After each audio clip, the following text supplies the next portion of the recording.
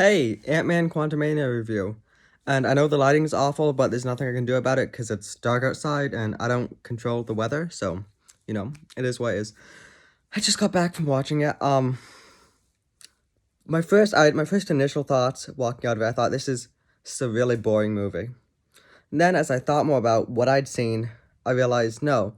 Because initially I was thinking this was just boring, like 4 out of 10. But then the more I thought about it, and the more I remembered all the things that leapt out of the screen at me as I watched it, it's like, no, this is worse than a boring movie. This is more like a 3 out of 10. That's why I'd give this a 3 out of 10. There are several glaring things.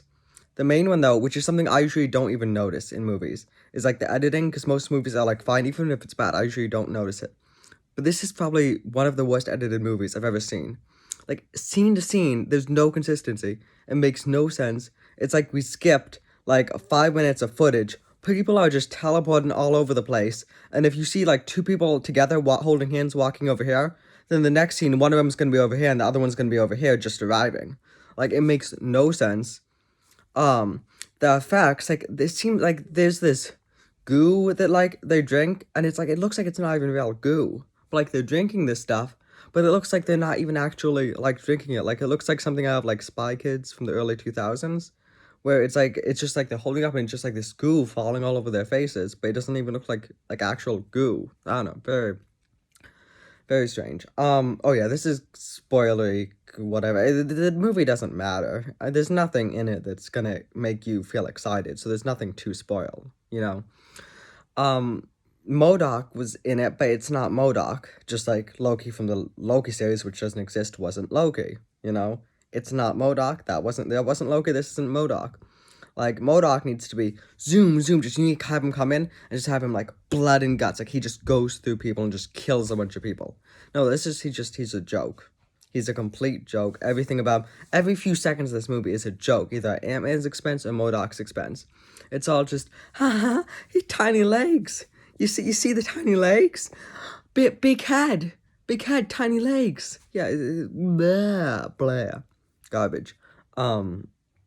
Ant-Man himself, the whole thing's just everyone making fun. Let's make fun of Ant-Man because, he's Ant-Man. You saved the world, yeah, but what are you doing now? You're writing a book to motivate people? That's not meaningful. Look at us. We're off generating food resources and saving people and going to these homeless camps and protesting these thingies. But no, not Ant-Man.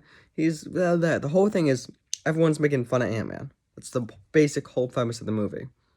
It's awful. There's nothing feels real. Nothing feels like you're watching this movie, and I kept thinking as I watched it. Every Marvel movie, Infinity War and before Infinity War, was so good. Every single one of them. I stand by that. I love Thor 2. Thor the Dark World, I think is amazing. I really like Avengers Age of Ultron. I think both those movies are awesome. A lot of people think they're garbage. I think both of those movies are phenomenal and 1,000 times better than this piece of garbage I just watched. Like, they're engaging. All of those movies, all of the Marvel movies, Infinity War and before, are engaging. This was just boring. Like, at least let me say, Avatar the Way of Water, it was boring, but you had nice things to look at. So you were like, yeah, it's boring, but look, this is pretty and stuff. This movie's boring, but everything just looks awful too. So there's nothing good about this. Like, I like looking at Tom Hiddleston I like the last 5 seconds just looking at Tom Hiddleston without him saying or doing anything that contradicts the character he is, like that awful Loki show. I liked looking at him for 5 seconds. That was the highlight, I guess. Of course, I could just look at a picture of Tom Hiddleston on the internet or watch a movie he's in and I'd have a better experience. But there's nothing to it. Kang was just... That guy... I'm sorry. I am. That guy's nose is... His nose is his whole face. That guy is a walking nose. And I'm sorry, it's not his fault, it's fine. He's a walking nose. Also, he was a little interesting. I guess that would be the best part of it, would be Kang and, like, seeing Paul Rudd doing Paul Rudd things, but everyone was making fun of him, so it I really, Michael Douglas is an awesome actor, but they didn't have anything for him to do here besides say that socialism's good and we should all do that. So like, there was nothing good. No outstanding acting to speak of. The girl who plays Cassie had one face throughout the whole thing. Explosion. Could die. This is her face. My whole family's in danger. I'm about to die. Oh, the multiverse is in danger. Something bad's gonna happen. Oh, I'm super happy. It's my father's finally like paying attention to me. We're doing a special fake birthday thing. She can't show any expression. She can't say nothing. Her face, it's the same. It's the same thing. There's nothing. There's nothing going on behind those eyes. What else? Though it was boring. It was meaningless. None of it. There was no substance to it. There was nothing happening.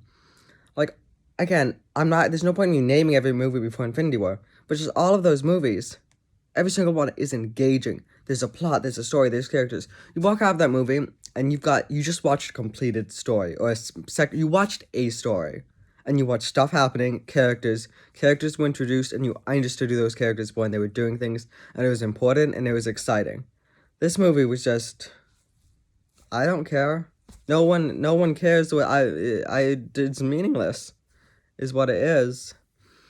Two end credit scenes. One of the seeing Loki sitting in a chair, showing some facial expressions and emotion for 5 seconds was something. The other one was showing like all these kings talking, and that was neat, I guess. I enjoyed seeing all the kings talking to each other. That was something. Maybe I'm almost sure of it, but yeah, the movie, forgettable. I'm never gonna watch it again. Probably never gonna really think about it again, It was garbage. It was awful. It was the same thing as every other Marvel movie that's come out post-Endgame. Except, Spider-Man No Way Home is established. I enjoyed that. Obviously, everyone enjoyed that. That was a good movie. All these other things, blah, they're the same. Shang-Chi, Black Widow, Eternals, Thor. Thor 4 was the worst, by the way, because it took characters I loved and just crushed them. Actually, characters, no, one character, Thor, that's it. What else? What was the other one? Doctor Strange 2, all of them. It's all the sludge pouring out. It's garbage. It's not a good story. It's a waste of money and resources.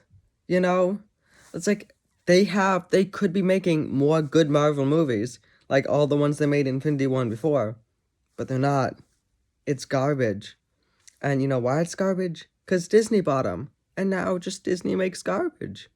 So, I mean, yeah, this movie, there's nothing really to say. That I could criticize the plot holes and inconsistencies, like the memory store from Doctor Strange.